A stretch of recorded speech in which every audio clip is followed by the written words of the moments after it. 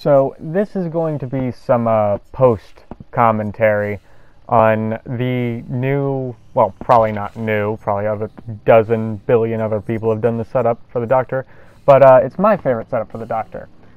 It is all based around expanding the Doctor's terror radius as far as possible. So with Calm, while in treatment mode, the terror radius is greatly increased, and in punishment mode, it is decreased. So while I'm zapping people, my terror radius is absolutely enormous. And there's Order, which works perfectly well with Calm, because it increases the madness rate of my my terror rate, my magnetic field, or whatever the hell it's called, by 25%. 25%, and it's absolutely colossal. Now, for the perks, I went with, and sorry, there's a bit of a lapse in footage, thanks Sony. But for my perks, I went with Overcharge, Spies from the Shadows, Make Your Choice, and Distressing, because Distressing does that.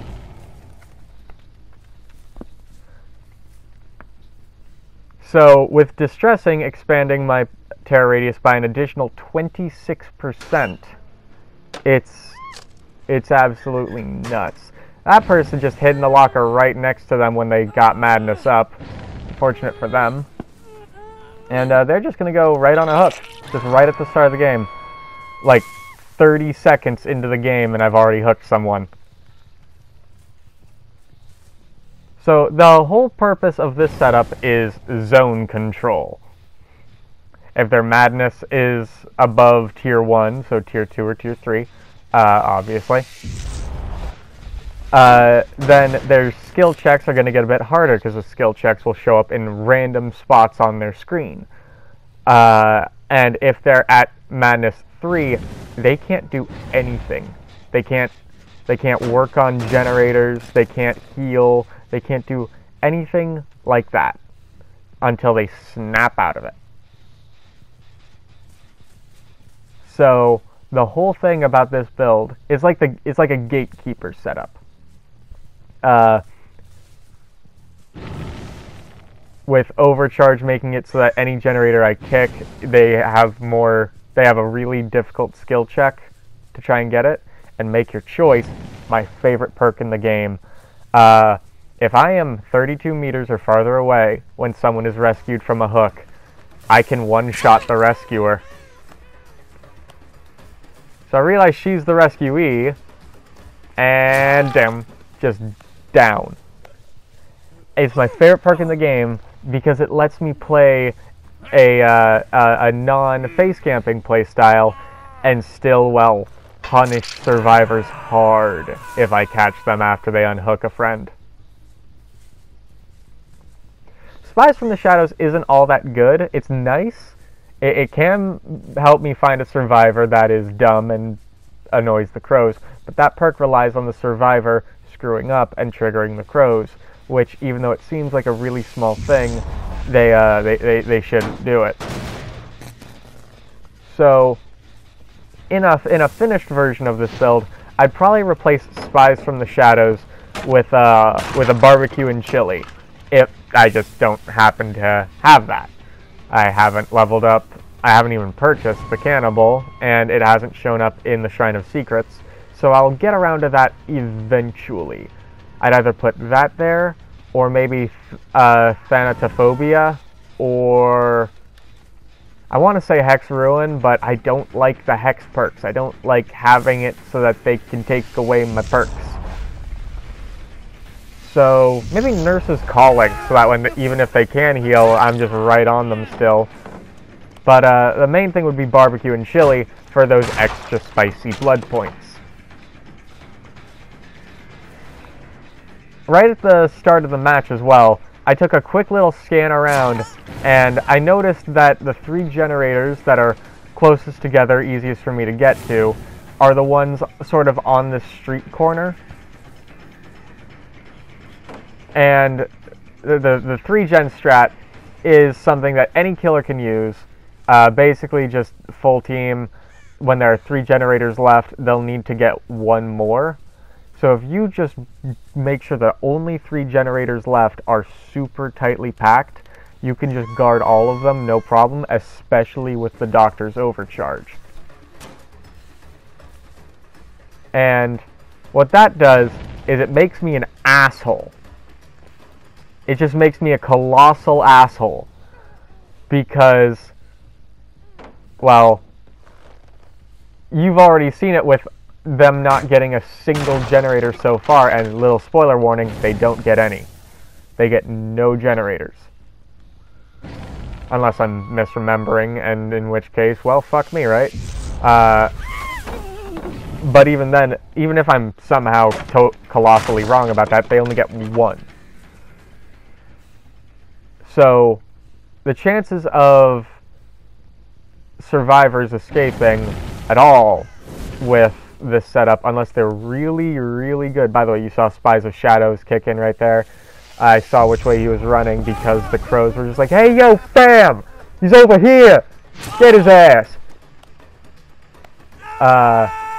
And the madness stopping him from going over the window super quickly. That was just delicious when I saw it happen. But, yeah. Doctor is going to be my main for a while, just because he's the best at getting blood points. Like, hands down, he is the best thing in this game to get blood points, especially if I get that barbecue and chili on him.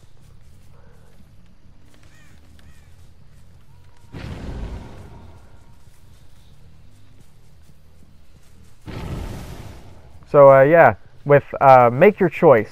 Make Your Choice is like the anti-borrowed time. Borrowed time, if you're a survivor, you rescue another survivor while within the killer's terror radius. You, they get some, well, extra time so that if they get hit, they don't go down immediately. Borrowed, Make Your Choice is the complete opposite. Because it is literally, oh, you want to help your friend? Well, I'm nowhere near them, so you go ahead and do that, and I'll just fucking drop you if I find you in the next... it's either like a minute or 90 seconds.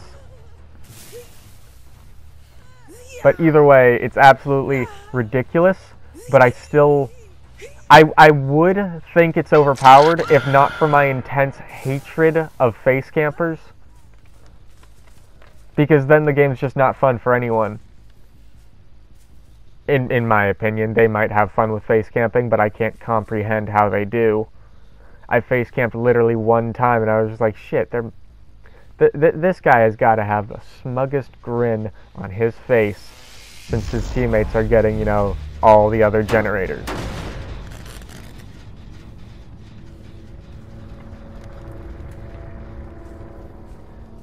So yeah, this whole build is basically centered around just expanding your terror radius as far as possible so that the static field just gets everyone.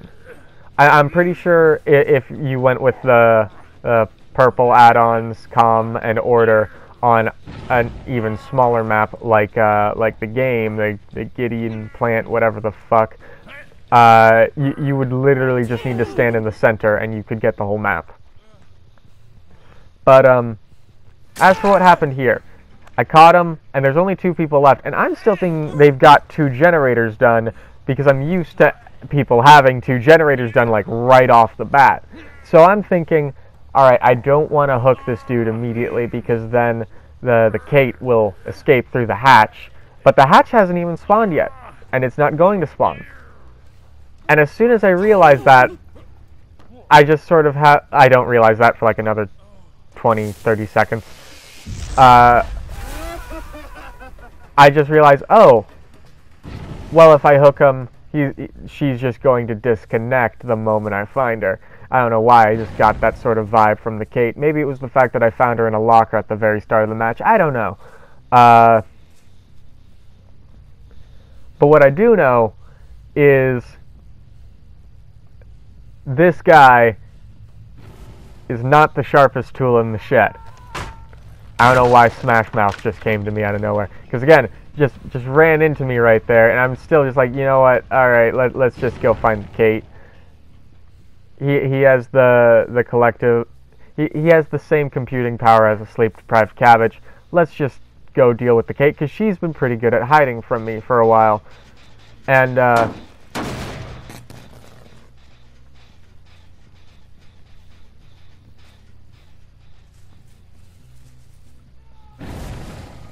the fact that I saw that so far below, it was in the basement, had me just like, okay, no, sorry, you're literally asking for death. I'm gonna kill you now. Because I'm pretty sure I've hooked this guy twice already, or I hooked him once and he went into stage 2 right off the bat.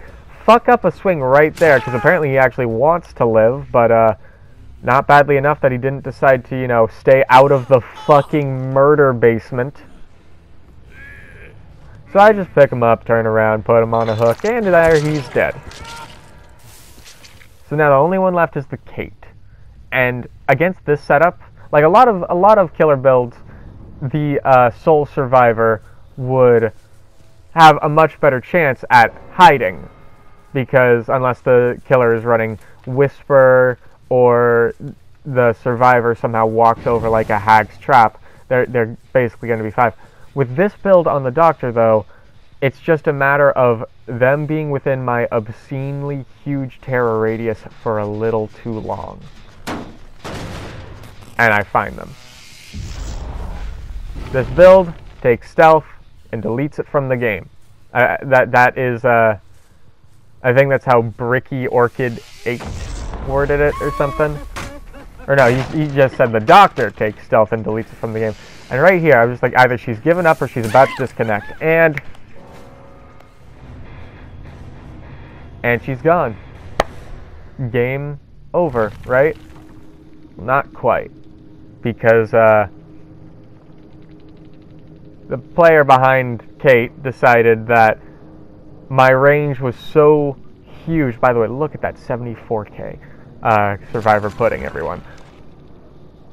But the Kate decided my terror radius was so obscenely huge that I had to be modding the game.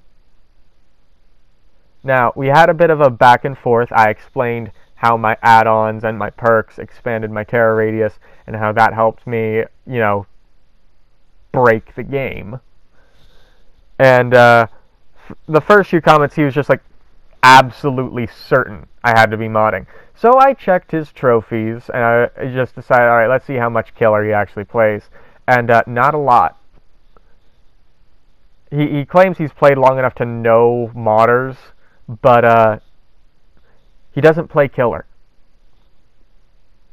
Like, he plays it a little, but not even enough to get the 100 hooks, which I've gotten that over, like, sort of like a month of the game being out.